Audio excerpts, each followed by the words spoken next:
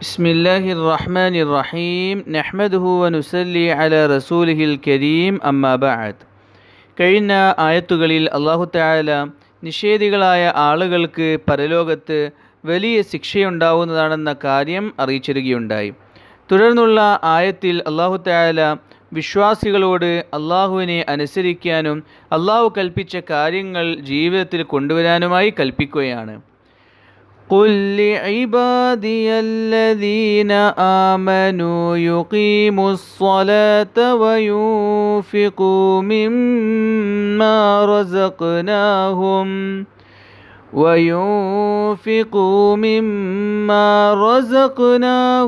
سرا وعلانية من قبل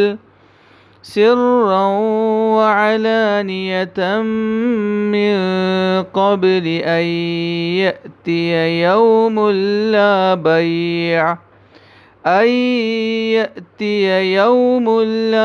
بيع فيه ولا خلال.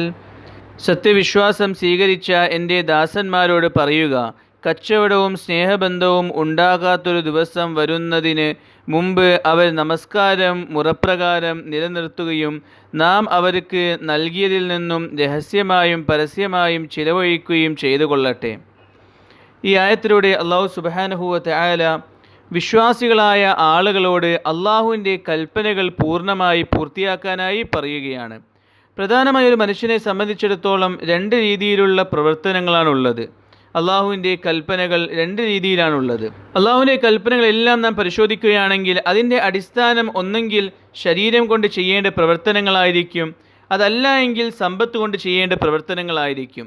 നമസ്കാരം, നോമ്പ്, ദിക്ർ ഇങ്ങനെയുള്ള പ്രവർത്തനങ്ങളെല്ലാം അവൻ ശരീരം കൊണ്ട് ചെയ്യേണ്ട പ്രവർത്തനങ്ങളാണ്. നേരെ മറിച്ച് സ്വതക്ക, സക്കാത്ത് ഇങ്ങനെയുള്ള പ്രവർത്തനങ്ങൾ മനുഷ്യർ സമ്പത്ത് കൊണ്ട് ചെയ്യേണ്ട പ്രവർത്തനങ്ങളാണ്. ഹജ്ജിൻ്റെ കാര്യം നോക്കുകയാണെങ്കിൽ അതിൽ സമ്പത്തിനും ശരീരത്തിനും സ്ഥാനമുണ്ട്. ഇപ്പം എല്ലാ പ്രവർത്തനങ്ങളുടെയും അടിസ്ഥാനമെന്നുള്ളത് ഒന്നെങ്കിൽ അവൻ ശരീരം കൊണ്ട് അവൻ്റെ ഊർജം ചിലവാക്കിക്കൊണ്ട് ചെയ്യേണ്ട പ്രവർത്തനങ്ങളാണ്, അതല്ല എങ്കിൽ അവൻ്റെ സമ്പത്ത് ചിലവാക്കിക്കൊണ്ട് ചെയ്യേണ്ട പ്രവർത്തനങ്ങളാണ്. ഈ രണ്ട് രീതിയിലുള്ള അള്ളാഹുവിൻ്റെ കൽപ്പനകളും പൂർണ്ണമായി പൂർത്തിയാക്കേണ്ടതുണ്ടെന്ന കാര്യം ഈ ആയത്തിലൂടെ അല്ലാഹു തആല അറിയിക്കുകയാണ്. ശരീരവുമായി ബന്ധപ്പെട്ട് ചെയ്യേണ്ട പ്രവർത്തനങ്ങളിൽ ഏറ്റവും പ്രധാനപ്പെട്ട പ്രവർത്തനമാണ് നമസ്കാരം എന്നുള്ളത്. ഇവിടെ അല്ലാഹു സുബ്ഹാനഹു വ തആല വിശ്വാസികളോട് കൽപ്പിച്ചിട്ടുള്ളത് നമസ്കാരം മുറപ്രകാരം നിർവഹിക്കാനാണ്. നമസ്കാരം അതിൻ്റെ സമയത്തെ ഗൗനിച്ചുകൊണ്ട് എപ്രകാരമാണോ അല്ലാഹു കൽപ്പിച്ചത്, നബി തങ്ങൾ സല്ലല്ലാഹു അലൈഹി വസല്ലം കാണിച്ചു തന്നത്, അതിൻ്റെ ആന്തരികവും ബാഹ്യവുമായ എല്ലാ കോലങ്ങളും നന്നാക്കിക്കൊണ്ട് യഥാർത്ഥമായി നമസ്കരിക്കാനായി അല്ലാഹു തആല കൽപ്പിക്കുന്നു. നമസ്കാരം ഇവിടെ പ്രത്യേകം എടുത്തു പറയാനുള്ള കാരണം ശരീരവുമായി ബന്ധപ്പെട്ട ഊർജം ചെലവാക്കി ചെയ്യേണ്ട പ്രവർത്തനങ്ങളിൽ ഏറ്റവും പ്രധാനപ്പെട്ട പ്രവർത്തനം നമസ്കാരമാണ്. നബി തങ്ങൾ സല്ലല്ലാഹു അലൈഹി വസല്ലം അരുളി, ഖിയാമത്ത് നാളിൽ ആദ്യമായി അല്ലാഹു ചോദ്യം ചെയ്യുന്നത് നമസ്കാരത്തെ പറ്റിയാണ്. നമസ്കാരം ആരെങ്കിലും ദുന്യാവിൽ മുറപ്രകാരം നല്ല രീതിയിൽ ചെയ്യേണ്ട രീതിയിൽ നമസ്കരിക്കേണ്ട രീതിയിൽ നിർവഹിച്ചിട്ടുണ്ട് എങ്കിൽ പരലോകത്ത് അവന് വലിയ വിജയമുണ്ടാവുന്നതാണ്. ബാക്കി വരാൻ പോകുന്ന ഘട്ടങ്ങളെല്ലാം അവന് എളുപ്പമായി തീരുന്നതാണ്.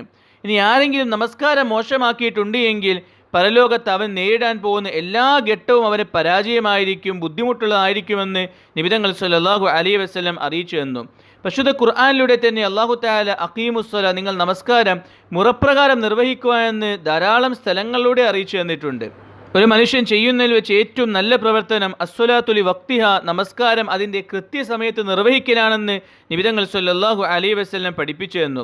ഇങ്ങനെ ധാരാളം പ്രയോജനങ്ങൾ നമസ്കാരത്തിനുള്ളതായി നബി തങ്ങൾ സല്ലല്ലാഹു അലൈഹി വസല്ലം നമുക്ക് പഠിപ്പിച്ചു തന്നിട്ടുണ്ട്. പരിശുദ്ധ ഖുർആനിലൂടെയും അല്ലാഹു അറിയിച്ചു തന്നിട്ടുണ്ട്. അതുകൊണ്ട് ഇവിടെ നമസ്കാരം എന്ന ശരീരവുമായി ബന്ധപ്പെട്ട ഊർജം ചിലവാക്കി ചെയ്യേണ്ട പ്രവർത്തനങ്ങളിൽ ഏറ്റവും പ്രധാനപ്പെട്ട അമൽ പറഞ്ഞുകൊണ്ട് അള്ളാഹുവിൻ്റെ കൽപ്പനകൾ എല്ലാം പൂർത്തിയാക്കണം. ശരീരവുമായി ബന്ധപ്പെട്ട് ഏതെല്ലാം കാര്യങ്ങൾ അള്ളാഹു കൽപ്പിച്ചിട്ടുണ്ടോ അതെല്ലാം മനുഷ്യർ പൂർത്തിയാക്കേണ്ടതുണ്ടെന്ന് ഈ ആയത്തിലൂടെ അല്ലാഹു തആല പൊതുവായി അറിയിക്കുകയാണ്. ഒരു മനുഷ്യൻ നമസ്കാരം യഥാർത്ഥമായ രീതിയിൽ നിർവഹിക്കുകയാണെങ്കിൽ അവൻ പോലും അറിയാതെ അവൻ നന്മ ചെയ്യുന്നവനായി തീരുന്നതും തിന്മ അവനിൽ നിന്നും ഇല്ലാതെയായി തീരുന്നതുമാണെന്ന് ഈ ആയത്തിലൂടെ അല്ലാഹു സൂചിപ്പിക്കുന്നുണ്ട്.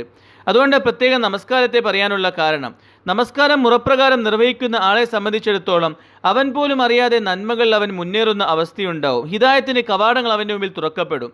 അവൻ പോലും അറിയാതെ പാപങ്ങളിൽ നിന്നും അവൻ വിട്ടുനിൽക്കുകയും പാപകർമ്മങ്ങൾ അവൻ ഉപേക്ഷിക്കുകയും ചെയ്യുന്ന അവസ്ഥയുണ്ടാവും. നമ്മുടെ ജീവിതം നന്നാക്കാൻ ഏറ്റവും നല്ലൊരു മാർഗമാണ് നമസ്കാരം മുറപ്രകാരം നിർവഹിക്കുക എന്നുള്ളത്. എന്താണ് നമസ്കാരം മുറപ്രകാരം നിർവഹിക്കുക എന്നതിൻ്റെ ഉദ്ദേശം? നമ്മളെല്ലാവരും നമസ്കരിക്കുന്നവരായിരിക്കും, പക്ഷെ നമസ്കരിക്കുന്നതിനൊപ്പം തന്നെ നമുക്ക് പാപത്തിൽ നിന്ന് വിട്ടുനിൽക്കാൻ സാധിക്കുന്നില്ല, നമുക്ക് നന്മകളിൽ മുന്നേറാൻ സാധിക്കുന്നില്ല. അള്ളാഹുവിൻ്റെ വാഗ്ദാനമാണ്, ഇന്ന സ്വലാത്ത തൻഹാ അനിൽ ഫഹ്ശാഇ വൽ മുൻകർ. നമസ്കാരം എല്ലാ മോശമായ പ്രവർത്തനങ്ങളിൽ നിന്നും മനുഷ്യരെ തടയുന്നതാണ്.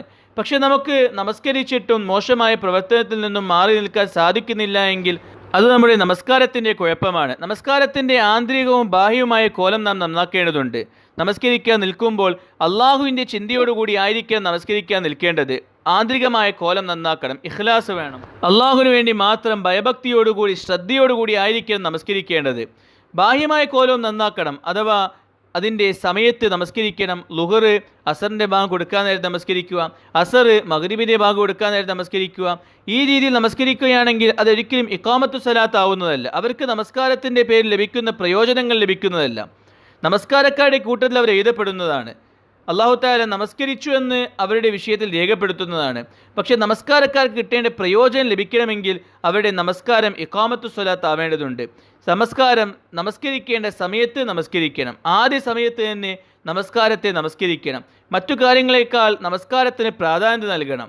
ഈ രീതിയിൽ നമസ്കാരത്തിൻ്റെ സമയം ഗൗനിച്ച് ആ നമസ്കരിക്കേണ്ട രീതിയിൽ നമസ്കരിക്കുമ്പോഴാണ് നമസ്കാരത്തിൻ്റെ വിഷയത്തിൽ അള്ളാഹു വാഗ്ദാനം ചെയ്ത പ്രയോജനങ്ങൾ നമുക്ക് ലഭിക്കുക. അതുകൊണ്ട് നമസ്കാരം മുറപ്രകാരം നിർവഹിക്കണമെന്നുള്ളതാണ് അള്ളാഹുവിൻ്റെ കൽപ്പന. രണ്ടാമതായി അള്ളാഹു തആല ഈ ആയത്തിലൂടെ അറിയിക്കുന്ന കാര്യം, എല്ലാ സാമ്പത്തികമായ അള്ളാഹുവിൻ്റെ കൽപ്പനകളും പൂർത്തിയാക്കണം. സക്കാത്ത് കൊടുക്കണം, പാവങ്ങളെ സഹായിക്കണം, നന്മയുടെ മാർഗത്തിൽ സമ്പത്ത് ചിലവഴിക്കണം. ഒരിക്കലും സമ്പത്തിൻ്റെ ലക്ഷ്യം സമ്പാദിക്കലും സ്വന്തം ആവശ്യത്തിന് ഉപയോഗിക്കലും മാത്രമല്ല, നേരെ മറിച്ച് മറ്റുള്ളവരെ സഹായിക്കലും ബുദ്ധിമുട്ടുന്നവരുടെ ബുദ്ധിമുട്ട് മാറ്റിക്കൊടുക്കലും. അള്ളാഹു എത്രത്തോളം സാമ്പത്തികമായ ശേഷി നൽകിയിട്ടുണ്ടോ അതിൽ നിന്നും ഒരു ഭാഗം പാവങ്ങളെ സഹായിക്കാൻ മാറ്റിവെക്കലുമെല്ലാം അള്ളാഹുവിന് ഏറെ തൃപ്തിയുള്ള കാര്യമാണ്. രഹസ്യമായും പരസ്യമായും അള്ളാഹു നൽകിയതിൽ നിന്നും ചിലവഴിക്കുക എന്നുള്ളത് അള്ളാഹു അടിമകളോട് പ്രത്യേകം കൽപ്പിക്കുന്ന ഒരു കൽപ്പനയാണ്. അള്ളാഹുവിൻ്റെ കോപം തണുക്കാനും അള്ളാഹുവിൻ്റെ അടുപ്പം ലഭിക്കാനും അള്ളാഹുവിൻ്റെ അടുക്കൽ വലിയ സ്ഥാനീയനായി തീരാനും അള്ളാഹു തൃപ്തിപ്പെട്ടവനായി തീരാനും ഏറ്റവും നല്ല മാർഗമാണ് അള്ളാഹുവിൻ്റെ മാർഗത്തിൽ നല്ല കാര്യങ്ങൾക്ക് വേണ്ടി സമ്പത്ത് ചിലവഴിക്കുക എന്നുള്ളത്. ബുദ്ധിമുട്ടുന്നവരുടെ ബുദ്ധിമുട്ട് മാറ്റിക്കൊടുക്കുന്നവർക്ക് അള്ളാഹു അവരുടെ ബുദ്ധിമുട്ട് മാറ്റിക്കൊടുക്കുന്നതാണ്. ഒരു വ്യക്തിയെ ഏതെങ്കിലും രീതിയിൽ സഹായിക്കുക എന്നുള്ളത് അള്ളാഹുവിൻ്റെ അടുക്കൽ ധാരാളം ഇബാദത്ത് ചെയ്യുന്നതിനേക്കാൾ ശ്രേഷ്ഠമാണെന്ന് ഹദീസുകളിൽ കാണാൻ സാധിക്കും. സ്വതക്ക അള്ളാഹുവിൻ്റെ മാർഗത്തിൽ നല്ല കാര്യങ്ങൾക്ക് വേണ്ടി എല്ലാവർക്കും കൊടുക്കാൻ സാധിക്കുന്നതാണ്. സക്കാത്ത് ഒരു നിശ്ചിത തുക കയ്യിലുള്ളവരാണ് കൊടുക്കേണ്ടത്. പക്ഷേ സക്കാത്ത് എല്ലാവർക്കും കൊടുക്കാം. ഒരാൾക്ക് എത്ര കുറഞ്ഞ സമ്പത്ത് കിട്ടുകയാണെങ്കിലും അവർക്ക് കിട്ടുന്ന സമ്പത്തിൽ നിന്നും എന്താണോ മിച്ചം വന്നത്, അവർക്ക് എത്രയാണോ കഴിയുന്നത്, ഓരോരുത്തരുടെയും അവസ്ഥ അനുസരിച്ച് അവർക്ക് കഴിയുന്ന രീതിയിൽ നല്ല മാർഗങ്ങളിൽ അവർ സമ്പത്ത് ചിലവഴിച്ചു കൊള്ളട്ടെ. അതെത്ര ചെറിയ തുകയാണെങ്കിലും കുഴപ്പമില്ല. ചിലവഴിക്കുന്നവരെ അള്ളാഹുവിന് വലിയ ഇഷ്ടമാണെന്ന് അള്ളാഹു സുബ്ഹാനഹു വ തആല അറിയിക്കുകയാണ്. അത് സൂറത്തുൽ ബഖറയിൽ നാം മനസ്സിലാക്കിയ കാര്യവുമാണ്.